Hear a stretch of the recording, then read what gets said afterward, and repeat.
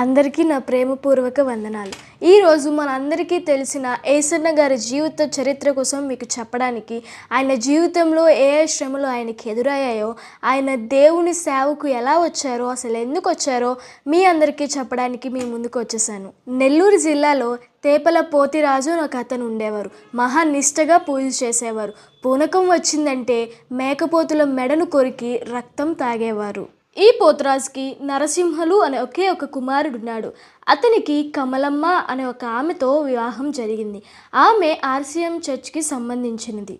2 పిల్లలు తరువాత 3 పిల్లలు కూడా ఒకే విధంగా 3వ రోజు అర్ధరాత్రి 2 గంటలకు భయంకరంగా కేక వేసి చనిపోయేవారు. ఏదో ఒక భయంకరమైన ఆత్మే ఆమె పిల్లలను చంపేస్తుందని తెలుసుకుంది కమలమ్మ. 1947వ సంవత్సరంలో మార్చి 19న ఆమెకు ఒక కుమారుడు జన్మించాడు. యేసయ్య గారు పుట్టక ముందే ఆమె తల్లి జీవితంలో తీవ్రమైన విషాదం ఉంది. ఆమెకు పుట్టిన పిల్లలందరూ చిన్న వయసులోనే మరణించేవారు. ప్రతి గర్భధారణ భయంకరమైనదే. ఆమె ప్రసవించిన ప్రతిసారి ఆమెకు ఒక భయం ఉండేది, ఈ బిడ్డ కూడా మరణిస్తాడా అని. యేసయ్య గారు గర్భంలో ఉన్నప్పుడే ఆ తల్లి నిరంతర కన్నీళ్లు భయంతో ఉండేది. యేసయ్య గారు పుట్టిన వెంటనే చాలా బలహీనంగా ఉండేవారు. వైద్యులకు ఆశ లేదు. అప్పుడు కమలమ్మ చివరి ఆశగా ఒక క్రైస్తవ బిషప్ దగ్గరకు తీసుకొని వెళ్ళింది. ఆ బిషప్ పిల్లవాడిని చేతిలో ఉంచి ప్రార్థించారు. ఇలా ప్రవచించారు, ఈ బిడ్డ బ్రతుకుతాడు, దేవుని ఇతని ద్వారా గొప్ప కార్యాలు చేయబోతున్నాడు. ఆ క్షణంలోనే ఆ బిషప్ గారు ఆయనకు యేసన్న అని పేరు పెట్టారు. అలా రోజులు గడుస్తూ వస్తున్నాయి. తండ్రికి యేసయ్య గారి పట్ల బాధ్యత ఏమాత్రమూ లేదు. అతను రైసు మిల్లు ఇంకా వ్యాపారం మాత్రమే చూసుకునేవాడు. తల్లికి మాత్రం యేసయ్య గారి అమాయకత్వం, తెలివి తక్కువతనం, మర్చిపోయే గుణం వల్ల చాలా ఇబ్బందులే ఏర్పడ్డాయి. యేసయ్య గారు 6వ తరగతి చదువుతున్నప్పుడు మాస్టర్ గారు యేసయ్య గారిని ఒక ప్రశ్న అడిగారు.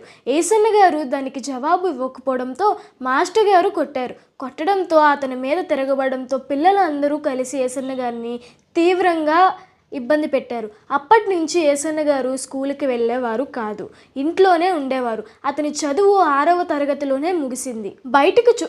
బయటకు చూస్తే ఒక సాధారణ బాలుడు, కానీ లోపల తెలియని అశాంతి, భయం, అలవాట్లు. 10 ఏళ్ల వయసు నుండే అసాధారణమైన ప్రవర్తన, మాటల్లో అర్థం లేకపోవడం, ఒంటరిగా తిరగడం యేసయ్య గారి జీవితంలో మొదలైంది. వారి కుటుంబానికి అర్థం కాలేదు. వైద్యులు ఎవరూ సహాయం చేయలేకపోయారు. యేసయ్య గారు 6వ తరగతి వరకు మాత్రమే చదువుకున్నారు. ఆ తరువాత పూర్తిగా చదువు ఆగిపోయింది. కారణం మానసిక స్థితి బాగోకపోవడం, నియంత్రణ లేని ప్రవర్తన. అప్పటి నుంచి ఇంట్లోనే ఉండేవారు. అదీ కాకుండా ఇంటి నుంచి బయటకు వెళ్ళిపోవడం మొదలుపెట్టారు.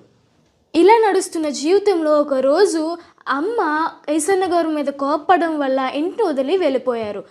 అప్పటి నుంచి యేసయ్య గారికి వీధి జీవితం అలవాటైంది. ఇది అత్యంత బాధాకరమైన భాగం. సుమారు 7 సంవత్సరాలు ఆయన రోడ్ల మీద, ఫుట్పాత్లోనూ, రైల్వే స్టేషన్లోనూ ఉండేవారు. చెత్తబుట్టల్లోనూ మిగిలిపోయిన ఆహారం తింటూ ఉండేవాళ్ళు. ఈయనకు రోడ్డు మీద ఉండడం వల్ల సరైన వస్త్రాలు కూడా ఉండేవి కాదు. చినిగిపోయిన వస్త్రాలు, ఇంకా ఎవరో ఇచ్చినవి ఉండేవి. మిగిలిన ప్రజలు ఇతన్ని ఎలాగ చూసేవారంటే పిచ్చివాడు, ఎవరు అతని దగ్గరికి వెళ్ళకండి అంటూ పిల్లలు రాయలు విసురుతూ ఆయనతో ఆడుకునేవారు. ఇప్పుడే యేసయ్య గారికి క్షయ వ్యాధి సోకింది. అంటే నోటిలో నుంచి రక్తం కక్కుకునేవారు. అంటే విపరీతమైన దగ్గు వచ్చేది. ఆ దగ్గుతున్నప్పుడు రక్తం ముద్దలుగా పడిపోయేది. అంటే బ్లడ్ క్యాన్సర్. ఈ 7 సంవత్సరాలు ఆయన పరిస్థితి ఏంటో ఆయనకి అర్థం కాని స్థితి. కానీ ఇక్కడ మనం ఒక విషయం గుర్తుపెట్టుకోవాలి, దేవుడు ఆయన్ని ఒక్క క్షణం కూడా విడిచిపెట్టలేదు. 1964 ఫిబ్రవరి 15న యేసయ్య గారు అలాగే వీధుల్లో తిరుగుచుండగా విపరీతమైన ఆకలి, ఇంకా అలసట. అలాగ తిరుగుతూ తెలియకుండానే ఒక చిన్న క్రైస్తవ ప్రార్థన సమావేశం దగ్గరకు వచ్చారు. అక్కడ పాటలు, ఆరాధన, ప్రార్థన, దేవుని వాక్యం అతను విన్నారు. ఆ ఒక్క రాత్రి ఆయన జీవితాన్నే మార్చేసింది. ఆ ప్రార్థన తరువాత రాత్రి 11 గంటల సమయంలో ఇంటి వైపు నడుస్తూ వెళ్తున్నారు. అప్పుడు అతి గొప్ప ప్రకాశమైన వెలుగు, ప్రభు యేసుక్రీస్తు ముఖదర్శనం ఆయన చూశారు. ఒక్క క్షణంలో మానసిక సమస్య అంతా తొలగిపోయింది. 7 సంవత్సరాల చీకటి తొలగిపోయింది. పూర్తి స్పృహలోకి వచ్చారు. అదే రాత్రి సాధారణ మనిషిలాగా అతను ఇంటికి వెళ్ళారు. ఇంట్లో ఉన్న వాళ్ళందరూ షాక్ అయిపోయారు. తర్వాత రోజు నిజం అర్థమైంది. ఒక పాస్టర్ గారు వచ్చారు. యేసన్న గారికి అంతా వివరించారు. బైబిల్ వాక్యాలు చూపించారు. శ్రమపడు వారందరూ నా దగ్గరికి రండి, నశించు దానిని వెతుకు రక్షించడానికే వచ్చాను అని ఆయనకు చూపించారు. ఆయన చేతిలో బైబిల్ పెట్టారు. అప్పటి నుంచి రోజు బైబిల్ చదవడం ప్రారంభించారు. ప్రార్థన చేసుకునేవారు, ఉపవాసం ఉండి ప్రార్థించేవారు. 1966 సంవత్సరంలో యేసన్న గారి వయసు 19 సంవత్సరాలు. అప్పుడే యేసన్న గారికి ఒక స్పష్టమైన పిలుపు దేవుడిచ్చాడు. నీ జీవితం నాకు సొంతం అని దేవుడు ఆయన్ను సేవకు పిలిచాడు. దేవుడు పిలిచిన వెంటనే ఆ 19 సంవత్సరంలోనే ఆయన ఆ కుటుంబాన్ని విడిచిపెట్టి, అందరినీ విడిచిపెట్టి, ఆయనకున్న భద్రతను, లిమిట్స్ని అన్నీ విడిచిపెట్టి పత్రికలు పట్టుకొని సేవను ప్రారంభించారు. ఆయన పెంతెకోస్తల్ చర్చ్లో సేవ చేసేవారు. అనేక కష్టాలు, ఎంతో పేదరికం, ఒక చిన్న గుడిసెలో పెద్ద చరిత్ర సృష్టించారు. 1977లో గుంటూరు జిల్లా లెమ్మెల్లె గ్రామంలో ఒక చిన్న గుడిసెలో చాలా కొద్ది మంది విశ్వాసులతో ప్రారంభమైంది ఆయన పరిచర్య. అక్కడ ప్రారంభమైనదే హోసన్నా మినిస్ట్రీస్. ప్రారంభంలో అవమానం, వ్యతిరేకత, డబ్బులేమి, కానీ దేవుని అభిషేకం, ఆత్మశక్తి మాత్రం ఎప్పుడూ యేసన్న గారిని విడిచిపెట్టలేదు. ఒక 6వ తరగతి వరకు మాత్రమే చదువుకున్న ఆయన, ప్రజలచే చీదరింపబడిన ఆయన, వ్యాధి వచ్చి అసలు బ్రతకడు, ఇంకా అతని మానసిక స్థితి ఏమాత్రం బాగోలేదు అని మనుషులు అందరిచే ఛేదనింపబడిన ఆయనను దేవుడు ఎన్నుకున్నాడు. ఆయన విస్తరణ ఎవ్వరూ ఊహించలేనిది. కాలక్రమంలో ఆంధ్రప్రదేశ్, తెలంగాణ, తమిళనాడు, కర్ణాటక, ఉత్తర భారతదేశంలో ఇంకా 1300 పైగానే సంఘాలు స్థాపించారు. USA, Canada, Dubai, Singapore, Japan, Africa, ఇలా చెప్పుకుంటూ పోతే ఇంకా అనేక దేశాల్లో, ప్రాంతాల్లో ఆయన సేవను విస్తరించారు. 2012 ఆగస్టు 8న యేసన్న గారు ప్రభువులో నిద్రించారు. ఆయన జీవితం ముగిసిన ఆయన సేవ ఎక్కడా ఆగిపోలేదు.